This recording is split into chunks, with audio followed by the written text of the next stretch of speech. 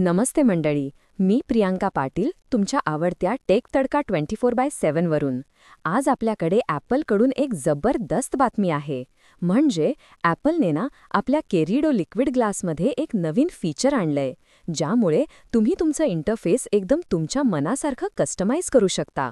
विचार करा, आधी हे लिक्विड ग्लास काही लोकांना क्लिअर वाटायचं, तर काही लोकांना थोडं टिंटेड. पण आता ॲपलने ऐकलंय आपलं.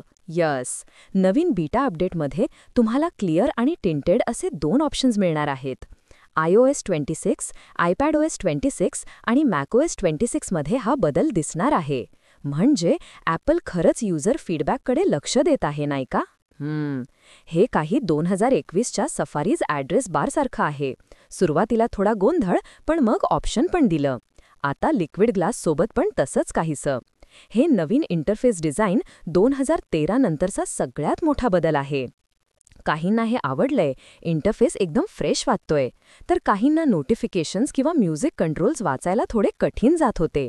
पण आता या नवीन सेटिंगमुळे तुम्ही डिस्प्ले आणि ब्राईटनेसमध्ये जाऊन लिक्विड ग्लास मेन्यूमध्ये क्लिअर किंवा टिंटेड निवडू शकता. टिंटेड ऑप्शनमध्ये इंटरफेस एलिमेंट्स जास्त ओपेक होतात, म्हणजे वाचायला सोपं जातं. जरी काही जणांना स्लायडर हवा होता, तरी ॲपलने हा टॉगल ऑप्शन दिला आहे. या बीटा अपडेटमध्ये डेव्हलपर्ससाठी पण हे उपलब्ध आहे.